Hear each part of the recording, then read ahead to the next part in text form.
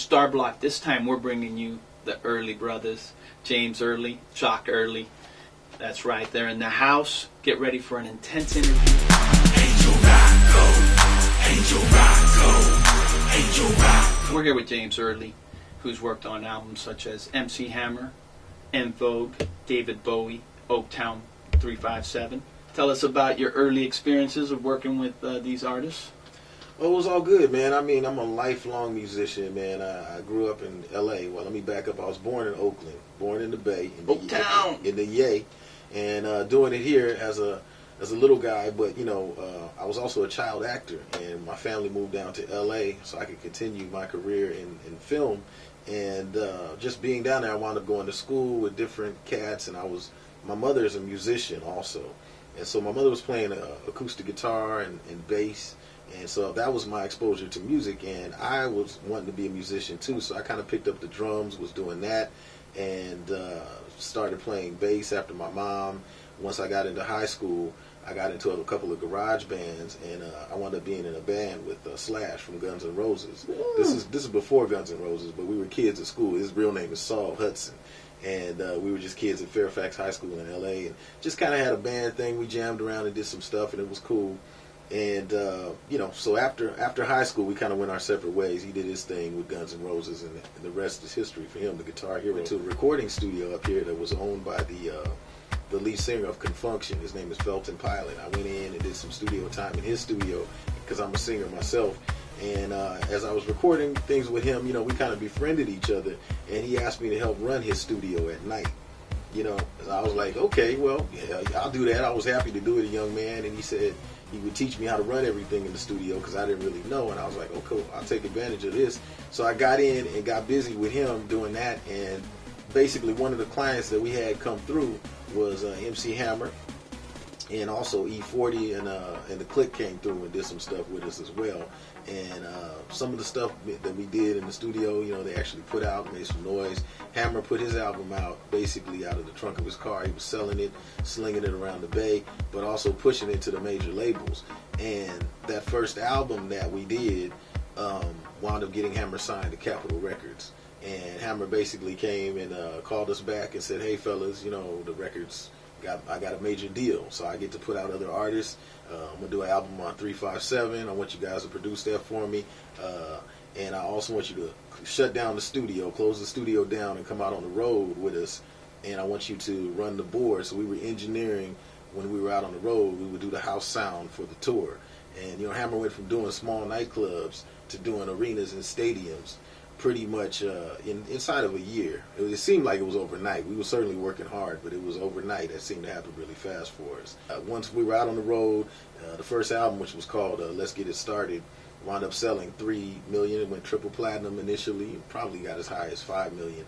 But while we were out there, I gutted the back of a tour bus, and this is way before Pro Tools, and I put a recording studio in the back of our tour bus. Basically, we would do the shows, and then after the show, we would go behind the hotel in the tour bus and record the next album. And the next album wound up having You Can't Touch This on it and the rest of the songs. And that album wound up selling, it wound up being diamond, which is 10 million sales, U.S., and like 23, 24 million worldwide.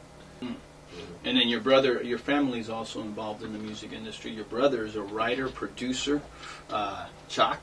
Tell us a little bit how you got started. You know, hit pots and pans when we were little kids, and my parents figured, okay, this is a real musician here because he just knew how to drum out those beats, and they got him involved with some instruction, things like that. He came up through a jazz band, and meanwhile, later on, we started doing classical violin, and we were child actors. David Bowie, how was that working with David Bowie? Oh man, that was incredible. For me, I mean, you know, it's been a parade of famous people, and so again, being a child actor, you kind of learn not to be freaked out when you meet somebody that's been on TV or in fame, but at the same time, ironically, David Bowie had a song called Fame, but a huge, incredible song. But anyway, Mr. David Bowie, his company had contacted me and asked me to remix a song of his that he'd already created. Long story short, I guess the label had called me later on and said David Bowie really, really loves the mix, and he wanted me to come down to Los Angeles to to hang out with him. So I took my younger brother here with me down to L.A. to meet David Bowie, and we went to his video shoot for the song that he recorded. And so Jump, they say. Jump, they say, yeah. So we got to, kick it with David Bowie and talk, and that was something I certainly hold near and dear to my heart, because he truly is a legend and an innovator and one of the most prolific businessmen in the music industry, and people don't know that, but he is. And he's a really nice guy. This is very interesting about him. When you meet most stars, they tend to be very different from the way that you thought they would be based upon their interviews and things like that. But David Bowie is the exception, because he is the same person that he's always projected himself as being in the media. Yeah. But just going forward after that, I got to hook up and work with En Vogue. Yeah, you're an amazing music producer. You're a legend out here. A lot of the young cats are lining up to work with you. I know that you also worked with E40. How was that experience? Absolutely. 40, he's fam, man. That's what I consider him, man. 40 he's one of the hardest working cats in the game that I know, and believe me, I ain't just saying that.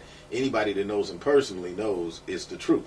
He ain't no joke, and he's always been that way. I've known 40 well over 20 years. About 25 years, really.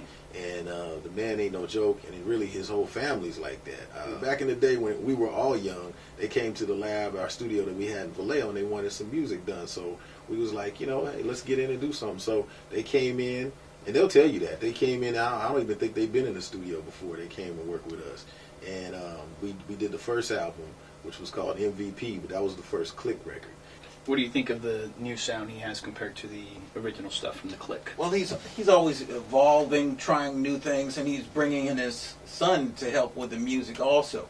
So he's open-minded, but he always wants new input. He's just an incredible guy. He's got his own home studio, and it's just been a pleasure knowing him. You're pretty badass yourself. Martial arts background. People don't pay you. You've had to break a few legs and. Hey man, I'm a lover, not a fighter, man. So writing and producing, where do you get your inspiration? I love bands like Depeche Mode and the Beatles. The Beatles being some of the greatest writers of all time, if not the best. Definitely. And I am such a big fan of Paul McCartney. His work with George Martin, the producer, they went on to create many of the famous studio tricks and just all these wonderful recording techniques. And as a writer, lyricist, and a musician, Paul McCartney is just profound. But also, you can't sleep on Stevie Wonder. For what he's done, just one of the best. And he's in a class by himself for sure. And then that gave birth to Prince, and certainly the Parliament, Funkadelic, everything they did. James Brown, certainly, and that really all of that gave birth to hip hop and moved us into where we are now, man. And certainly the hip hop game is born of all of that, but certainly doing its own thing as well. And that's what I love about it. It's got its own energy. And I remember when hip-hop first started, a lot of the cats thought that it was just going to be a fad that was around for a year or two at the most, and that's it. But, 30 years later, it's still here and as strong as ever. What's your take on the music today to the early grassroots of the early music? I do want people to pay more attention to making sure that they do quality music and good music that's going to last. Because one thing you have to remember is songs that were made. We mentioned all these older artists. If you play a Marvin Gaye song right now, it can make you cry depending on which one it is. Or it can make it go, sex someone up. I don't want to put quality in it so that the music can last into the future, so people can enjoy it and maybe even sometimes play it for their families and different functions. You have to be cognizant of that as well. So we just want to hear more good music. But other than that, I love it. I love technology. Knowing what I know, I'm really able to have fun because I'm a real musician as far as I play several instruments, and I'm able to apply that to the technology and have fun with it, whereas it's not all just computer driven. I look at albums like Thriller. That was a great album. I look at the Beatles, Sgt. Pepper, Stevie Wonder, Songs in the Key of Life. You want to make sure that you put out an album where there's no filler tracks, and everything has quality to it. Everything's a great song. Everything has a great arrangement. And you want songs that last not only for 10 months, but 10, 20, 30 years. I want to send a shout out again to Star Block. They ain't just on the block, they bees the block. And Angel Rocco, my man, for hooking this up. Yeah. It's all good. Peace to y'all. Well, here you had a glimpse at the two brothers. That's right, the early brothers. They're bringing you a fusion of all types of music, from the original classics to the modern day mix. You've been tuned in to Star Block. South Beach, my new diet. It's all women, man, you should try it. Sexy girls, exotic women.